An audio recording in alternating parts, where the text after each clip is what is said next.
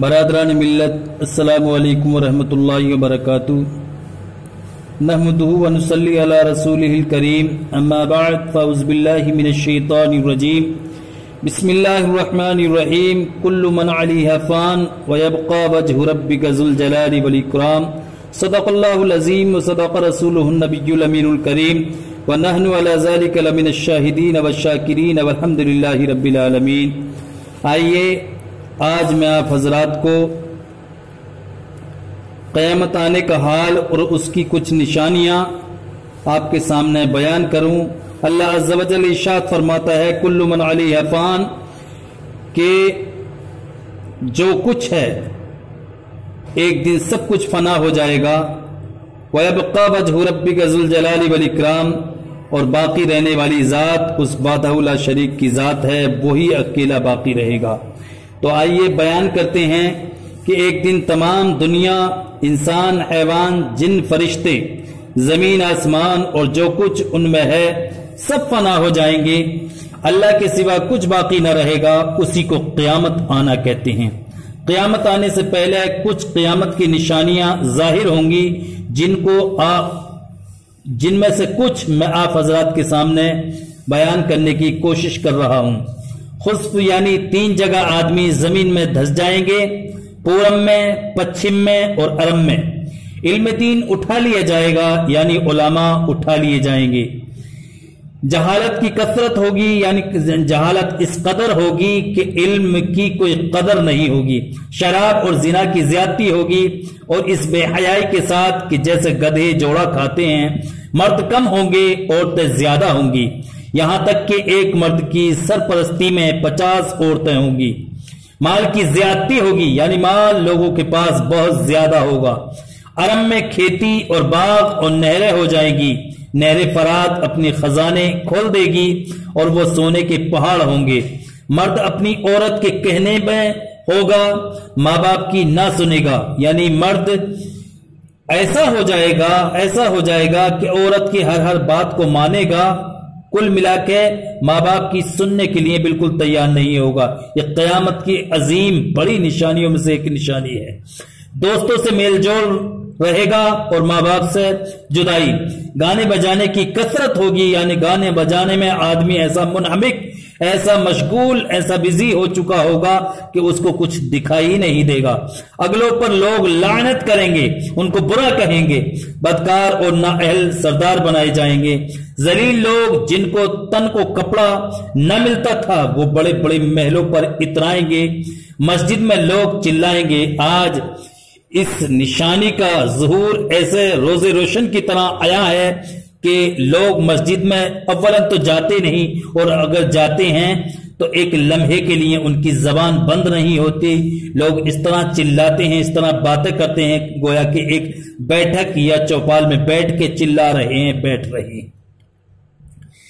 اسلام پر قائم رہنا اتنا کٹھن ہوگا جیسے مٹھی میں انگارہ لینا، یہاں تک کہ آدمی قبرستان میں جا کر تمنا کرے گا کہ کاش میں اس قبر میں ہوتا۔ آج بالکل ایسا ہی ہے کہ آدمی اپنے آپ سے اتنا تنگ ہو چکا ہے کہ قبرستان اور موت کے بارے میں بار بار وہ موت کو یاد کر رہا کہ کاش مجھے موت آ جاتی۔ یہ قیامت کی عظیم نشانیوں میں سے ایک نشانی ہے۔ وقت میں برکت نہ ہوگی، یہاں تک کہ سال مثل مہینے کے، اور مہینہ مثل ہفتے کے، اور ہفتہ مثل دن کے، اور دن ایسا ہو جائے گا جیسے کسی چیز کو آگ لگی اور جلد بھڑک کر ختم ہو گئی، یعنی وقت بہت جلد گزرے گا۔ درندے جانور آدمی سے بات کریں گے، کوڑے کی نوک جوتے کا تسمہ بولے گا، جو کچھ گھر میں ہوا بتائے گا، بلکہ آدمی کی ران اسے خبر دے گی۔ سورج پچھم سے نکلے گا، اس نشانی کے ظاہر ہوتے ہی، یعنی جب سورج پچھم سے نکلے گا، جب یہ نشانی ظاہر ہو جائے گی قیامت کی، تو توبہ کا جو دروازہ ہے وہ بند ہو جائے گا۔ اب کسی کی توبہ قبول نہیں ہوگی، وہ چلاتا رہے، روتا رہے، گڑ گڑاتا رہے۔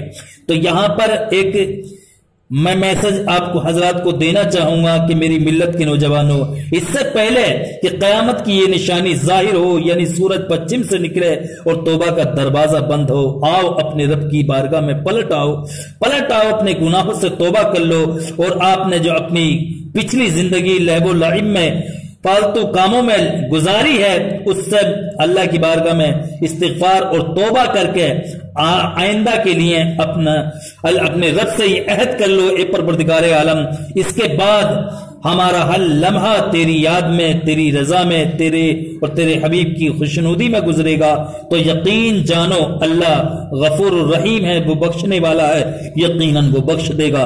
اس لیے کہ جس دن توبہ کا دروازہ بند ہو جائے گا اور ایک نہ ایک دن جس دن سورج پچھم سے نکلے گا وہ توبہ کا دروازہ بند ہو جائے گا، پھر آپ کا رونا گڑ گڑانا کبھی بھی کم نہیں آئے گا۔ تو میری ملت کے نوجوانوں فوراً توبہ کر لو آج سے ہی اور پچھلے کاموں سے، اور آگے اللہ اور اس کے رسول کی رضا میں اپنا ٹائم اور وقت گزارو۔ اس وقت میں اسلام لانا قبول نہیں ہوگا، یعنی جب توبہ کا دروازہ بند ہو جائے گا تو آپ اگر اسلام لائے یا اپنے پچھلے گناہوں سے توبہ کیے تو آپ کی نہ توبہ قبول ہو نہ آپ کا اسلام لانا رب کی بارگاہ میں قبول ہو۔ علاوہ بڑے دجال کے 30 دجال ہوں گے، یعنی بڑا دجال جس کو کانا دجال کہتے ہیں، یہ بڑا دجال ہے۔ اس کے علاوہ بھی 30 دجال ہوں گے جو سب نبی ہونے کا دعویٰ کریں گے، یعنی سب نبوت کے مدعی ہوں گے، نبی ہونے کا دعویٰ کریں گے کہ ہم نبی ہیں، ہم نبی ہیں، حالانکہ نبوت ختم ہو چکی ہے۔ ہمارے نبی حضرت محمد مصطفیٰ صلی اللہ تعالی علیہ وسلم کے بعد کوئی نبی نہیں ہو سکتا۔ حضرت عیسیٰ علیہ السلام بھی آئیں گے تو وہ نبی ہو کر نہیں آئیں گے بلکہ وہ نبی آلریڈی ہیں، لیکن جب دنیا میں آئیں گے تو وہ شریعت محمدیہ پر عمل پیرا ہوں گے۔ ان دجالوں میں سے بہت گزر چکے ہیں اور جو باقی ہیں یہ ضرور ہوں گے۔ تو آپ حضرات کو میں یہ میسج دینا چاہوں گا کہ آپ حضرات جو ہے ابھی رب کی بارگاہ میں گڑ گڑاؤ، توبہ کر لو اپنے گناہوں سے، اور نمازوں کی پابندی اہم چیز ہے۔ جو شخص نماز نہیں پڑھتا، نماز کو چھوڑتا ہے تو گویا زمین پر وہ بوجھ ہے، زمین اس کے لیے بد دعا کرتی ہے، اور ایک دن نہیں بلکہ ہر لمحہ اس کے لیے بد دعا کرتی ہے۔ اے میری ملت کے نوجوانوں، جس زمین پر ہم اور آپ رہ رہے ہوں وہ زمین ہمارے لیے بد دعا کرے تو ہمارا ٹھکانہ کہاں ہے؟ نہ آخرت میں ہمارا ٹھکانہ ہے نہ زمین پر ہمارا ٹھکانہ ہے۔ تو ہم اس جگہ کو جس پر ہم رہ رہے ہیں، جس زمین پر ہم رہ رہے ہیں، اس کو تو کم سے کم راضی کر لیں، ایسا بنا لیں کہ یہ زمین ہمارے لیے دعا کرے، اور یہ تبھی دعا کرے گی جب اس پر رہ کر آپ جو ہے اللہ کی بارگاہ میں سجدہ ریزی کریں گے، 5 وقت کی نماز پڑھیں گے۔ تو آج سے توبہ کر لیجئے کہ آپ کا جو وقت گزرا ہے اب ایسا نہیں گزرے گا بلکہ اللہ اور اس کے رسول کی رضا میں آپ کا وقت گزرے گا۔ ابھی میں اس پہ اپنی تقریر کو ختم کرتا ہوں۔ وما علینا الا البلاغ المبین۔ السلام علیکم، خدا حافظ۔